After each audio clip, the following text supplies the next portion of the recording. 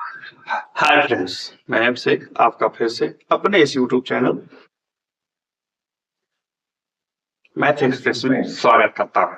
आज इस अभ्यास के 5 प्रश्न में उन 5 महत्वपूर्ण प्रश्नों को देखेंगे जिनसे परीक्षाओं में बार-बार प्रश्न आते हैं। साथ ही उस तरह से भी देखेंगे जैसे आपको परीक्षाओं में बनाना। ध्यान रखिए, इस पूरी चैनल का द्वारा मेरा यह स्पष्ट सोच रहता है कि आप चीजों को बहुत बेहतर ढंग से समझें, खुद से समझें। मेरी कोई जरूरत नहीं है, किसी अन्य टीचर की कोई जरूरत नहीं है। चीजों को आप खुद बेहतर ढंग से समझें ताकि जब परीक्षाओं में बैठे तो आप पर जब परीक्षा का जो दबाव आता है उसको आप खुद झेल सकें। देखिए, बहुत सारे अच्छे बच्चे, तेज तर्रार बच्चे, जानकार बच्चे भी परीक्षाओं में सफलता में देरी इसलिए हो जाती है कि उस दबाव को झेलने में नाकाम हो जाते हैं। और वो दबाव इसलिए नहीं झेल पाते हैं कि वो प्रैक्टिस, जो घर पे अभ्यास होता है, वो खुद नहीं करते हैं। और यदि खुद करते हैं तो उसमें किसी अन्य उन माध्यमों को प्रवेश करा देते हैं जो उनको दबाव झेलने के लायक नहीं बनाते। आइए सबसे पहले इस प्रश्न को देखते हैं। प्रश्न क्या कह रहा है? प्रश्न बहुत सिंपल है। ऐसा प्रश्न आपने बहुत बार देखा होगा। एक निर्माता 20% लाभ के साथ थोक विक्रेता को कोई सामान बेचता है। थोक विक्रेता 10% लाभ के साथ खुदरा विक्रेता को सामान बेच देता है। खुदरा विक्रेता इसे 15% लाभ के साथ ग्राहक को बेच देता है। यदि ग्राहक कुल 455 रुपया 40 पैसा देता है तब निर्माता की लागत उस वस्तु के लिए, यानी कि जिसका क्रय विक्रय हुआ, क्या है? ठीक है, तो आपको ये चीज देखना, अब इसको देखिए, मान के चलिए कि यह एक सामान था, इसे बनाया गया, तो थोक विक्रेता निर्माता जो था वो उसे 20% लाभ पर बेचा, यानी कि 100 रुपये के ये वस्तु था तो इसने 120 रुपया में बेच दिया। अब जो खरीदा, यानी कि जो थोक विक्रेता था, उसने खुदरा विक्रेता को 100 का चीज 110 में, 100 का चीज 110 में 10% लाभ है, तो 120 का चीज उसने 120 अगुने 110 करके जोड़ बेच दिया। ठीक है, अब यहाँ पे देखिए, मैं पूरी तरह से इसको परसेंटेज में करके नहीं बता रहा हूं, मैं जोड़ जोड़ के बता रहा हूं। ठीक है, इसका 110% निकालिएगा तो 12 कुछ ज्यादा होगा। तो मैं ये कह रहा हूं कि 100 का चीज 120 में बेच रहा है, ये बेचा। ये कह रहा है कि 100 का चीज 110 में बेचा, तो 120 का चीज कितना में बेचेगा उसको। अब इसके बाद कहते हैं कि जो खरीदार खुदरा विक्रेता, यानी कि वो भी 115 लगा दिया, यानी कि 15% लाभ। 15% लाभ मतलब 115 रुपया वो भी जोड़ दिया। ठीक है, 100 में 115 कर दिया। इसी क्रम से ये हिसाब बनता है। इसको समझने का यही बेसिक नियम है। ऐसे आप कहिएगा तो छठा सप्तम जैसे बनाया जाता है, कोई से भी बता दूंगा, लेकिन वैसा कोई जरूरत नहीं है इसको सीखने के लिए। यानी कि जिस तरह से बेसिक फॉर्मेट में बताता हूं या सीखना है, उस फॉर्मेट से सीखने के लिए आप इस चैनल पे प्रॉफिट लॉस सेक्शन में जा सकते हैं, वहां आपको ये सब चीजें दिखते हैं। इसे कैसे बनाएं ये तो मैं समझा रहा था, समझाया तो अपने चैनल के दूसरे वीडियो पर भी है। परीक्षा में कैसे बनाएं? कुछ नहीं करना है, जो लिखा हुआ है लिख लीजिए। 455 4 गुण, क्या रखिए, गुना कर दीजिए। 120 बाई 100 मल्टी 110 बाई 100 मल्टी। ठीक है, नहीं बराबर क्या है, इसको उल्टा कर लेते हैं।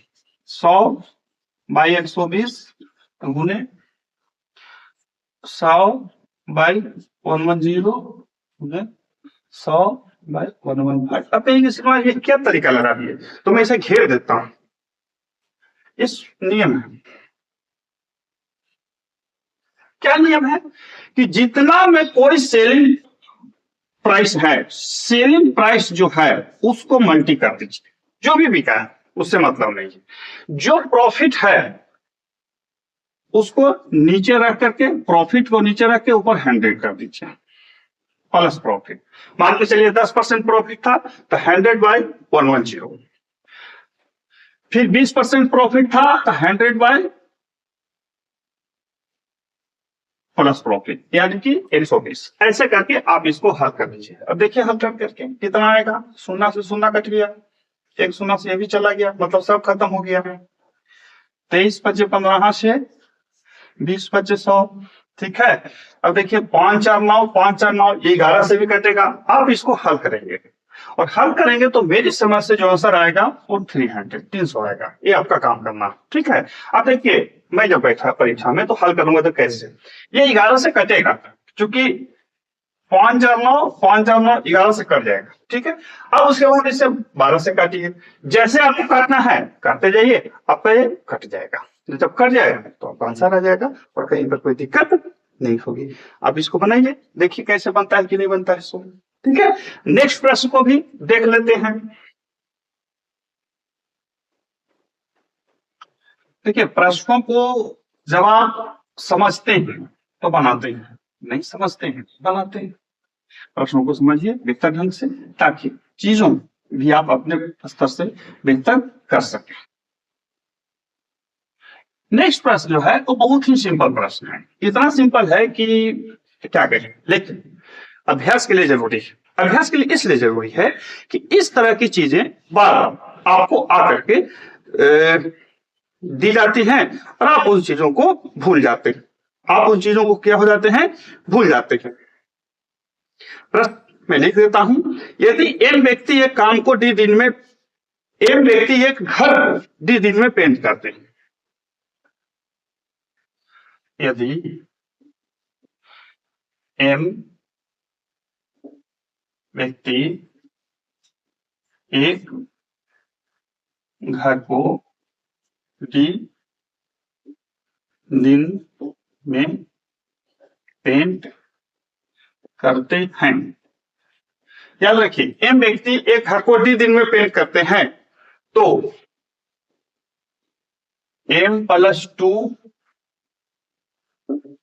व्यक्ति उस घर को कितने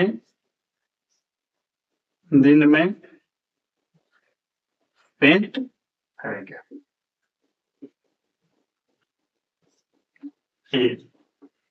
ऑप्शन भी दे दूं, d/m + 2 दिन, b dm दिन, c m/d दिन, d नन। ये आपके ऑप्शन है। एक व्यक्ति एक घर को डी दिन में पेंट करते हैं, बहुत सुंदर। तो m + 2 व्यक्ति उस घर को कितने दिन में करेंगे, ठीक है। अब इसे देखिए कैसे बनाए। देखिए एम आदमी किसी काम को करता है डी दिन, एम आदमी किसी काम को करता है डी दिन में, तो एक आदमी कितना दिन में करेगा। स्पष्ट बात है कि एक आदमी जब हो गया तो ये दोनों का गुणनफल होगा, यानी कि डीएम दिन में दिन और आदमी दोनों को गुना कर देंगे। तो m + 2 आदमी कितना दिन में करेगा। अब ये ज्यादा हो गया तो जो गुणनफल आया था उससे भागा दे देंगे, तो ये आपका आंसर आ गया dm/m + 2 दिन में, इतना ही दिन। लेकिन ये तो ऑप्शन है नहीं, ऑप्शन था d/m + 2, यहाँ कंफ्यूज नहीं होना है। नन दिया हुआ है, हम नन पे लगा लेंगे, यानी कि उपरोक्त में से कोई नहीं, इनमें से कोई नहीं है, हम उसी को लगा लेंगे। और इस तरह से हमारा ये सवाल इजिली बन गया। देखिए जब भी इस तरह का प्रश्न आए, इस तरह का आप सिंपल वे में लिखिए और आपको हिसाब बन जाएगा बहुत आसानी से। ये सब हिसाब बनाने के लिए नहीं होते हैं, समझने के लिए होते हैं, लेकिन वही बनाते हैं जो परफेक्टली समझ रहे होते हैं। जो नहीं समझ रहे होते हैं उनको थोड़ी सी समस्या होती है। अब ये समस्या इसलिए होती है कि वो खुद से प्रैक्टिस नहीं करते। मैं बार बार और हर एक बार बोलता हूँ। चलिए 2 प्रश्न हो गया, यहाँ पे दूसरा तो नहीं लिखा था, तीसरा लिख देता हूँ। तीसरा प्रश्न जो है वो बहुत ही आसान है, रेशियो का। एक निश्चित धनराशि 3.5 के अनुपात में बांटना है। एक धन राशि 3.5 के अनुपात में बांटना है। ठीक है, बांटिए, बहुत अच्छा बात है। इसको दूध अनुपात 3 में बांटा गया।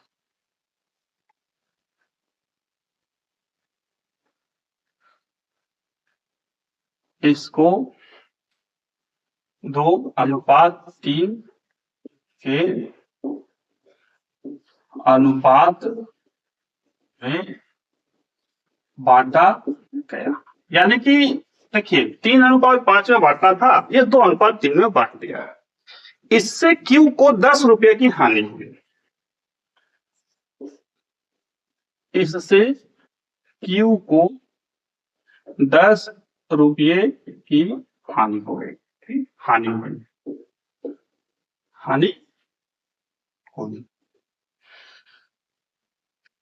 हानि नहीं चीज, हाँ हानि, ठीक है, हानि हुई। राशि क्या थी? राशि क्या? इस तरह का प्रश्न देखे हैं, तरह तरह के परीक्षाओं में रहता है, मैं ऑप्शन भी लिख देता हूं। ठीक है, 300 रुपया, ठीक है, 400 रुपया।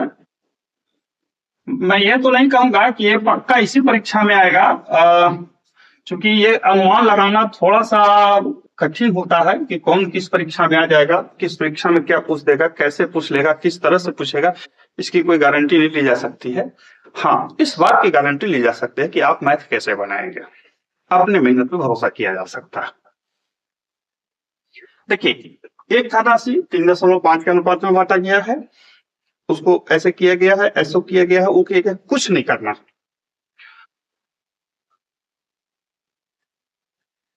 माना,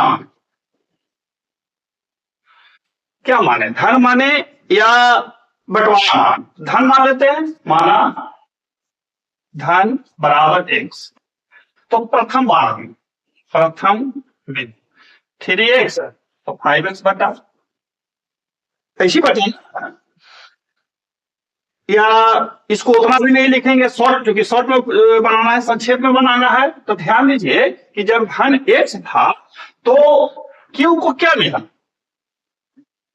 q का क्या होगा, q बराबर हो जाएगा, q बराबर, q को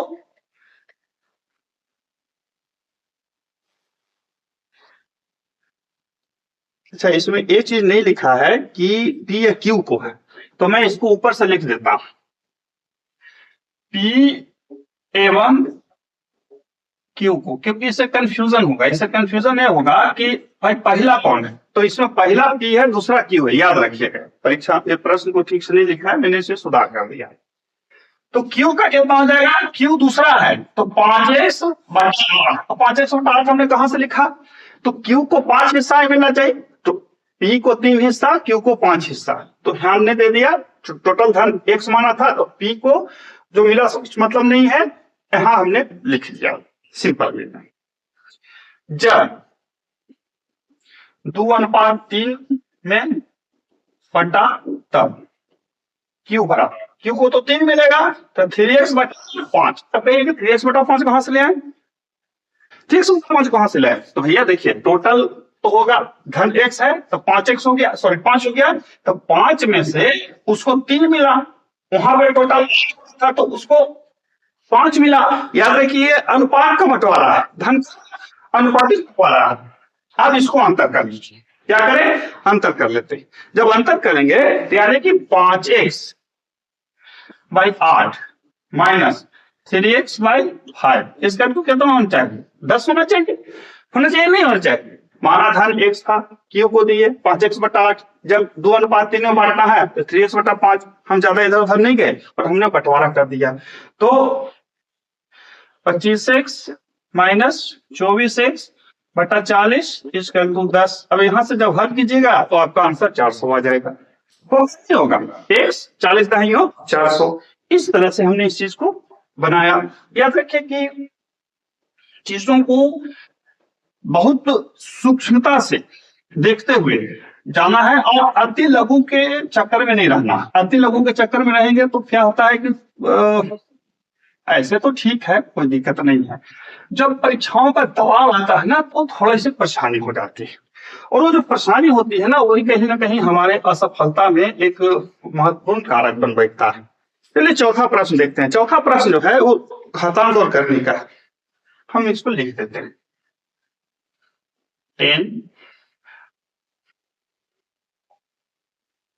प्लस x इक्वल टू 4, तब x बराबर 8, अंडर रूट 10 प्लस 3/√x बराबर 4 है, 16 है, 16 है। क्या है प्रश्न में, क्या है? 4 है। तब x का मान क्या होगा? x का मान क्या होगा? यहाँ आंसर है 216 b 400 c 729 d 9। अब ये तो ऑप्शन से समझ में आ रहा है कि क्या होगा, लेकिन हम इसको बनाएंगे कैसे?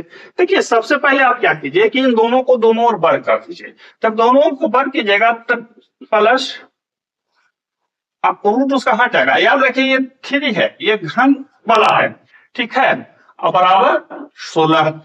आप इसको लेके चले जाइए तो 6 बचेगा, 6 बचेगा ना, 16 में से 10 गया तो 6। अब इसको ये हटाने के लिए हमको 3 से गुना करना होगा। नियम यही है कि आप इसको 3 से गुना कीजिए। ऐसे है x का पावर 1/3 है, इसका मतलब हुआ हम इसको 3 से गुना करेंगे, तो यहाँ भी 3 से गुना करेंगे, ये कट गया तो x बराबर 216 आ गया। ये फुल प्रोसेस हुआ, ये फुल क्या हुआ? प्रोसेस हुआ। आप ऐसे बना सकते। परीक्षा में जब बैठेंगे तो हम जब बैठते तो हम कुछ नहीं करते, 6 का घन 216 हम बना देंगे, कोई दिक्कत नहीं।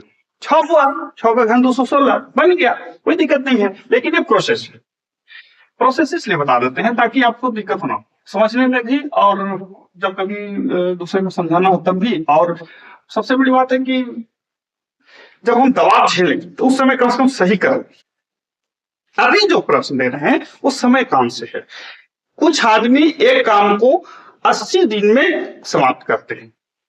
पांचवा प्रश्न यानी कि आज का लास्ट प्रश्न। कुछ आदमी एक काम को 80 दिन में समाप्त करते। कुछ आदमी, यहाँ पे नहीं दिया है कि कितना आदमी, कुछ आदमी एक काम को 80 दिन में समाप्त करते। यदि 10 आदमी और हो, इस तरह का प्रश्न बार बार पूछता है। यदि 10 आदमी और होते तब का। देखिए ये प्रश्न बार बार पूछता है और इस प्रश्न की जटिलता को समझते हुए तब काम 20 दिन पहले समाप्त हो जाता। तब काम 20 दिन पहले समाप्त हो जाता, पहले समाप्त हो जाता। बहुत सुंदर, कर दीजिए, समाप्त हो जाता, ठीक है। आरंभ में कितने आदमी काम करते? आरंभ में कितने आदमी कार्य थे? देखिए ये प्रश्न है, इस प्रश्न की जटिलता को भी हम समझेंगे और इस जटिलता से बनने वाले उन चीजों को भी देखेंगे जो आपसे बार बार पूछा जाता है। ऑप्शन दे देता हूं, नन में बार बार देता हूं, अच्छा लगता है। कुछ आदमी किसी काम को 80 दिन में समाप्त करते हैं। यदि 10 आदमी और होते तब काम 20 दिन पहले समाप्त हो जाता, ठीक है। तो काम कितना दिन में समाप्त हुआ? देखिए काम आदमी है, आदमी की कार्य क्षमता को यहाँ बराबर रखा गया है। कार्य क्षमता नहीं दिया गया है कि कुछ आदमी किसी काम को 10 दिन घंटा करते हैं तो कुछ आदमी उसमें दोगुना करता है, कुछ आदमी तिगुना करता है, नहीं। यहाँ पे कार्य क्षमता बराबर। जब कार्य क्षमता बराबर है जिसको खूब सिंपल बनाएंगे, माना एक आदमी, ठीक है। अब इसको एक नियम में बना देते। एक आदमी जिस काम को 80 दिन में कर रहा है, एक आदमी जिस काम को 80 दिन में कर रहा है उसी काम को x + 10 आदमी 60 दिन में कर रहा है। 10 आदमी ज्यादा होते तो 7 दिन में समाप्त हो जाता। अब कहे कि श्रीमान इस 7 दिन कहां से आप ले आए? तो भैया यहाँ 20 दिन पहले समाप्त बोल रहा था ना, तो हम 80 में से 20 घटा दिए, यानी कि 7 कर दिए। अब इस समीकरण को समझिए, एक आदमी किसी काम को 80 दिन में कर रहा था, तो एक आदमी कितना दिन में करेगा? x गुने 80 दिन में।